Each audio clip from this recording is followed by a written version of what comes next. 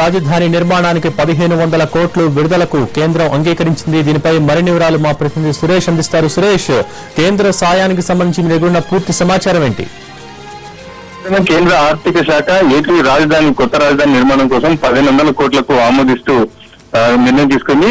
Section 94(3) ప్రకారం Andhra Pradesh reorganisation act 2014ను పరిగణలోకి తీసుకొని రాజ్భవన్ తో పాటు సెక్రటేరియట్, అలాగే అసెంబ్లీ, హైకోర్టు నిర్మాణం కోసం 500 కోట్లు, అలాగే ఎసెన్షియల్ ఎమ్యూనిటీస్ కోసం 1000 కోట్లు కేటాయిస్తూ ఈ రోజు కేంద్ర ఆర్థిక శాఖ ఆమోదం తెలుపుతూ అర్బన్ డెవలప్మెంట్ మినిస్ట్రీకి ఆమోదిస్తూ నిర్ణయం తీసుకొని త్వరలోనే కేంద్ర అర్బన్ డెవలప్మెంట్ మినిస్ట్రీ నుంచి 1500 కోట్లు ఏపీ రాజధాని నిర్మాణం కోసం విడుదల కాబోతున్నాయి. అయితే ఇది 13వ ఆర్థిక సంఘానికి సంబంధం లేకుండా కేంద్రం విభజన చట్టాన్ని గౌరవిస్తూ ఈ రోజు ఆంధ్రప్రదేశ్ రీఆర్గనైజేషన్ యాక్ట్ 2014 కింద 1500 కోట్లు ఏపీ రాజధాని నిర్మాణం కోసం విడుదల చేస్తూ ఈ నిర్ణయం తీసుకుంది.